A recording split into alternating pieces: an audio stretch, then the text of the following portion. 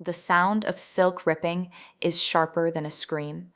On the edge of the illuminated runway, the world frozen in a million camera flashes, Clara's triumph died in a single, sickening pop of a tension wire. Her masterpiece, the one she called her soul, didn't just fail, it disintegrated. The structural seam at the waist, precisely where the load-bearing stitch should have been reinforced, snapped with the mechanical precision of a guillotine. The heavy velvet collapsed, dragging the bodice down and exposing the cheap synthetic lining beneath. It was a fraud revealed in high definition. The silence of the elite crowd was a physical weight, heavier than the fabric pooling like trash around Clara's ankles. 12 hours earlier, the air in the VIP lounge was thick with the sound of ice clinking against crystal and the jagged laughter of social climbers. Clara stood over the table, her shadow eclipsing the girl sitting in the corner with a needle and thread. Elena didn't look up. Her fingers moved with a rhythmic, machine-like speed, mending a torn hem that wasn't even hers. "You look like a stray dog trying to fix a diamond collar," Clara spat. She tilted her glass, the red wine cascading in a slow, staining arc onto Elena's handmade linen dress. The liquid seeped into the delicate fibers, a crimson wound on a canvas of pure work. The room went quiet, but not for Elena. They were waiting for the tears. They were waiting for the peasant to beg for mercy. Instead, they heard the metallic snick of professional shears. Elena stood up. She didn't wipe the wine. She didn't look at her ruined dress. Her eyes were as cold as a steel blade. With a single, fluid motion, she caught Clara's sleeve. "What are you doing? Let go of me," Clara hissed, her voice vibrating with unearned authority. "This label doesn't belong to you," Elena said. Her voice was a low, steady hum that cut through the chatter. "It's a counterfeit of a counterfeit." Before Clara could recoil, Elena's shears moved. A sharp, rhythmic rasp of metal against fabric filled the air. The gold-stitched label of the world's most exclusive design house fell to the floor, severed cleanly. Elena didn't stop. She sliced through the cuff, revealing the messy, unprofessional knots hidden inside the seam. "A masterpiece shouldn't have loose threads, Clara." But then again, you wouldn't know. You only know how to steal the skin, not the skeleton. The outrage on Clara's face was interrupted by a new sound, the heavy, synchronized thud of boots on polished marble. The double doors didn't just open, they were conquered. A man entered, his presence a vacuum that sucked the oxygen out of the room. He wore black leather gloves, the faint creak of the material the only sound in the sudden vacuum.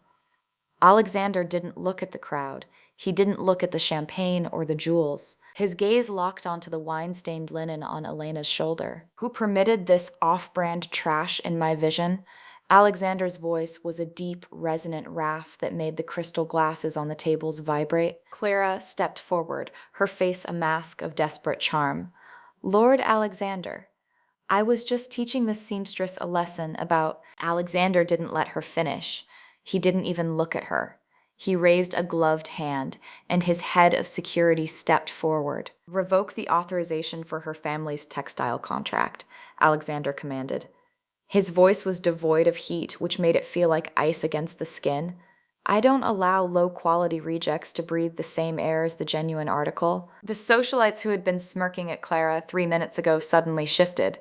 They moved away from her like she was a biohazard. The woman who had been whispering in Clara's ear earlier now stepped forward, offering a silk handkerchief to Elena with a trembling hand. "Please let me help you with that stain, miss. I always knew there was something special about your work." Elena ignored the handkerchief. She looked at Alexander, the man who held the global supply chain in his fist. He stepped closer, the friction of his leather coat against his suit making a dry, commanding sound. He reached out, his gloved thumb brushing the wine-stained fabric near her collarbone. The pressure was firm, possessive, and entirely unapologetic. "The design is flawed," he whispered, his breath a cold shadow against her ear. "But the architect is perfect. Let's go. We have a burial to attend, and I've already ordered the garbage trucks for her collection." Clara stood in the center of the room, her sleeve hanging in rags, her name being deleted from every digital guest list in the city before she could even breathe. The technical inspection vault was a sterile tomb of white light and cold steel. It was here, far from the champagne of the lounge, that the real anatomy of a fraud was dissected.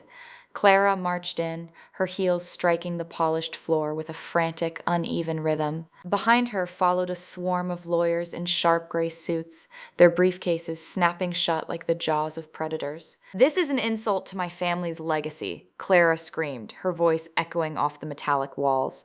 "To suggest that my Midnight Aurora collection requires a technical audit is a breach of my contract with the Federation." At the center of the room, Madame Vane, the iron-fisted judge of the International League, didn't even look up. She was hunched over a work table, her eyes narrowed behind thick, rectangular frames. In her hands was a scrap of discarded muslin, a prototype Elena had left in the trash of the design workshop. Madame Vane's fingers traced the stitch line, her skin pale against the raw fabric. "The tension in this bias cut is impossible," Madame Vane whispered, ignoring Clara's lawyers. "It defies the physics of the textile. Who drafted this?" "I did, obviously." Clara stepped forward, her hand trembling as she reached for the muslin. "My assistant was just tidying up my sketches." Elena stood in the shadows of the vault, her arms crossed. The wine stain on her dress had dried into a dark, jagged map. She didn't look like a victim. She looked like an executioner waiting for the trap to spring. "If you drafted it, Clara," Elena's voice was a cool blade slicing through the room, "then tell Madame Vane about the tension wire. Tell her why the silk doesn't slide off the shoulder." Clara froze. The silence in the room became heavy, pressing against her chest. It's a proprietary reinforcement technique. It's a secret." "It's not a secret," Elena said, stepping into the light. The friction of her boots on the floor was the only sound. "It's a kill switch." The door to the vault groaned open. Alexander entered, the black leather of his coat making a dry, predatory sound as he moved. He didn't speak. He simply stood behind Elena, his shadow swallowing her completely. He reached out, his hand, still encased in that dark, expensive leather, resting firmly on the back of Elena's neck. It was a gesture of absolute possession, a silent warning to everyone in the room that he was the wall they would have to break to get to her. Alexander looked at Madame Vane. "The contract for the Midnight Aurora collection was signed based on a lie. My satellites have already tracked the digital timestamps of the original CAD files. They originated from Elena's private server 3 months before Clara even registered her brand." "That's a lie." Clara's voice cracked, hitting a desperate, hysterical note.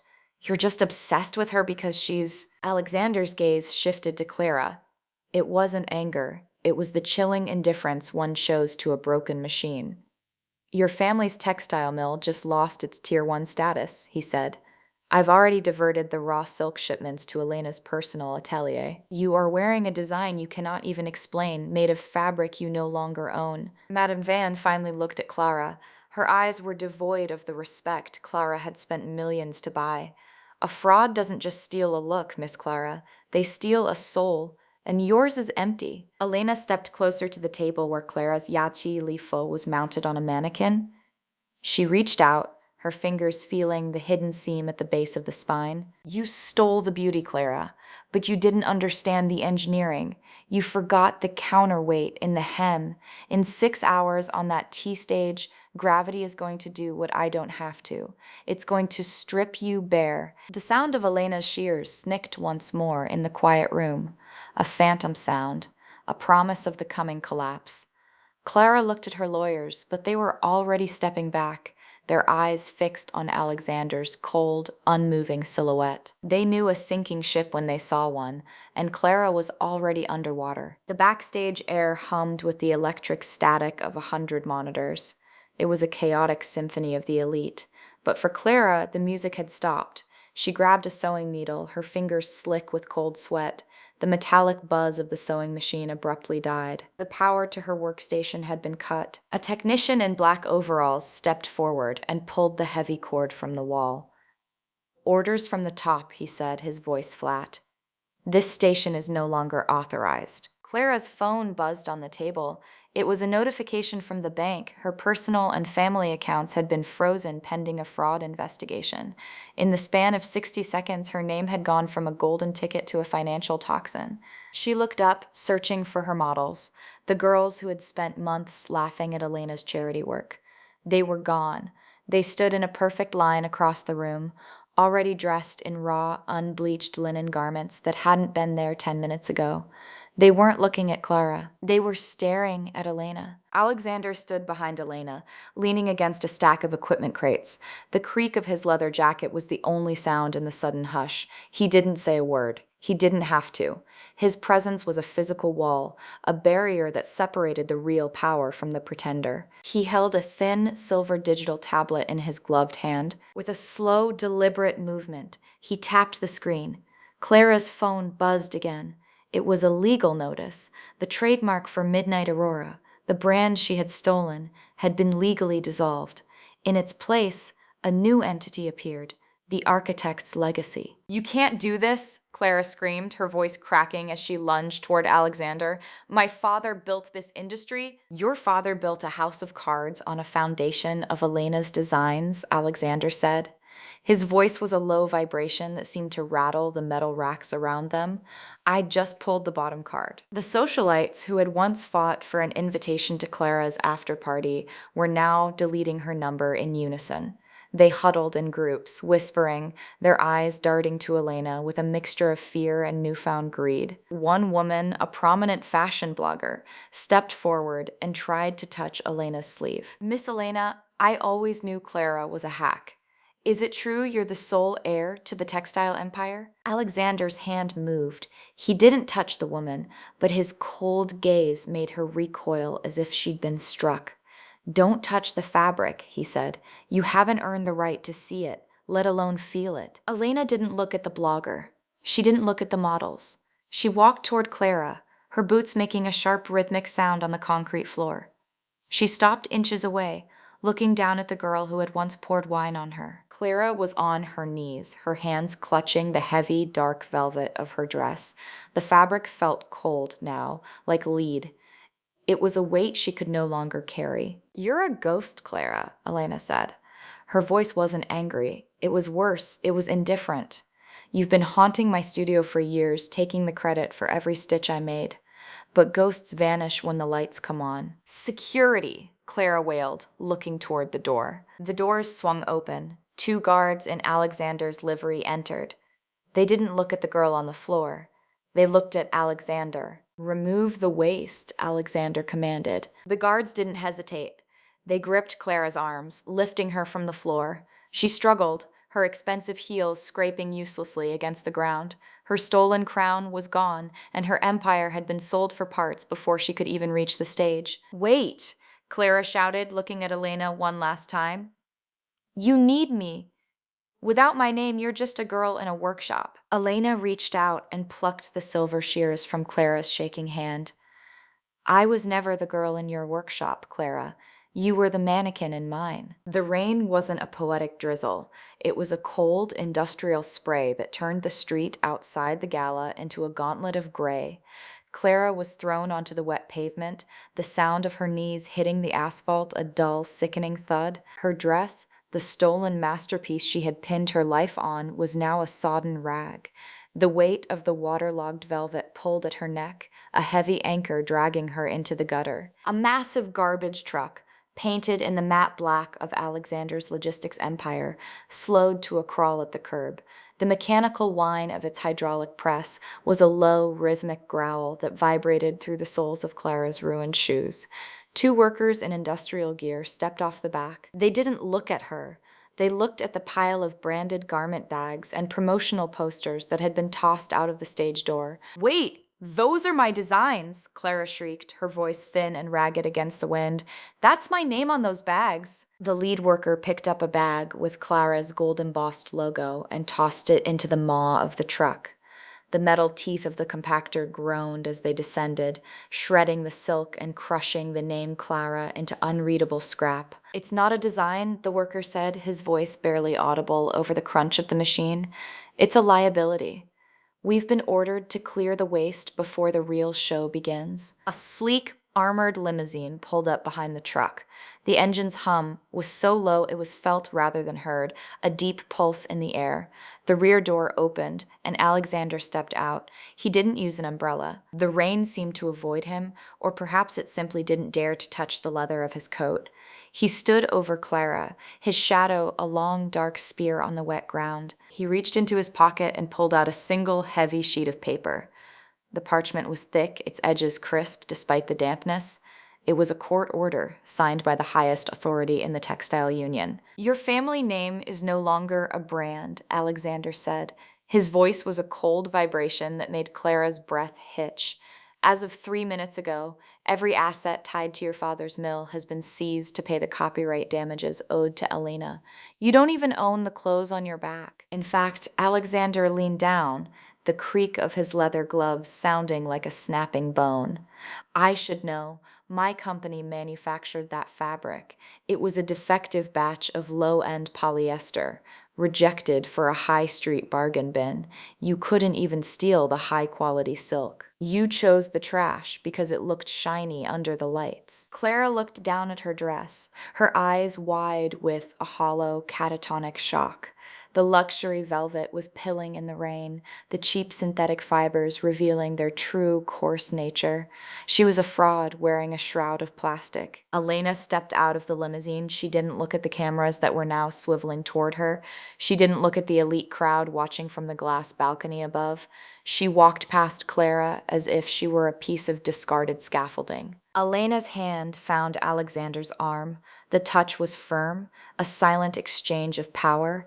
Alexander's hand immediately covered hers, his gloved fingers wrapping around her wrist with a possessive, crushing strength. The contrast between her pale, steady hand and his dark, armored grip was the final image the world would see. "Are we finished here?" Elena asked.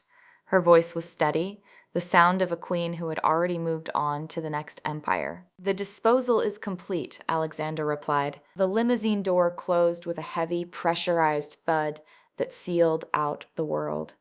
Inside, the cabin was a vacuum of silence and dark leather. Alexander didn't let go of Elena's hand. He pulled her closer, the rough texture of his coat rubbing against the smooth, unbreakable linen of her new design. He didn't offer a celebratory drink. He didn't offer a speech.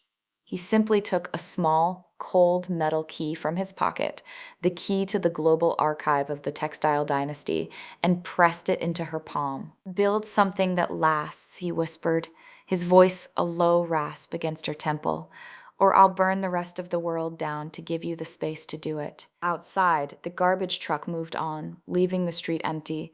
The name Clara was gone, washed away by the rain and crushed by the gears.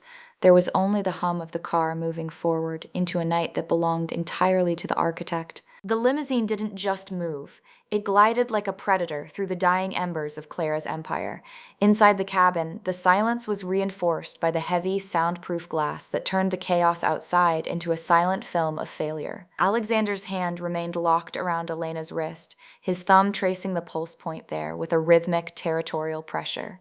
The leather of his glove was cool, but the heat of his skin beneath was a constant grounding reminder of the power he had just handed her. "Look at the monitors, Elena," Alexander commanded, his voice a low vibration that seemed to pulse from the very floor of the car. On the built-in screens, a live feed from Paris, Milan, and New York played out in a synchronized ballet of destruction. In the flagship stores where Clara's stolen designs had once occupied the window displays, crews in industrial black were already at work. They weren't just removing the clothes, they were tearing down the walls. The golden letters of Clara's name were being chiseled off the marble facades, the metallic clatter of the letters hitting the sidewalk audible even through the digital speakers. One by one, the digital inventory systems in every major luxury department store flickered and turned red. A single command from Alexander's server had flagged every piece of Midnight Aurora as hazardous waste. "They're burning it all, aren't they?" Elena asked, her voice steady as she watched a mountain of silk and velvet being loaded into a high-temperature incinerator in a suburban warehouse. "Evidence of a crime should always be cremated," Alexander replied. He leaned closer, the scent-free, sterile air of the car shifting as his shoulder brushed hers. The friction of his heavy coat against the smooth, unbreakable fabric of her new gown made a dry, authoritative sound. He didn't offer comfort. He offered the cold satisfaction of a completed hunt. Back at the gala entrance, Clara had stopped screaming. She was sitting in the puddle, her fingers clawing at the wet asphalt as she watched the last of her branded garment bags disappear into the compactor. The socialites who had once begged for her attention were now stepping over her to reach their cars, their silk skirts pulled tight to avoid touching the reject on the ground. The heavy rain continued to strip away the last of her expensive makeup, revealing the hollow, terrified girl who had never learned how to create, only how to take. "Your father called my office 6 times in the last 10 minutes, Alexander said, his gaze fixed on the screen where a legal team was currently padlocking the doors to the Clara family's main textile mill. He offered me 50% of the company to stop the seizure. And? Elena turned her head, her eyes meeting his in the dim light of the cabin. "I told him I don't negotiate with producers of low-grade waste." Alexander's lips curled into a thin, predatory line. "I've already signed the transfer papers. The mill, the patents, and the remaining raw silk reserves now belong to the architect's legacy. You don't have to work in a workshop anymore, Elena. You own the machines that build the world." He reached out, his gloved fingers tilting her chin up.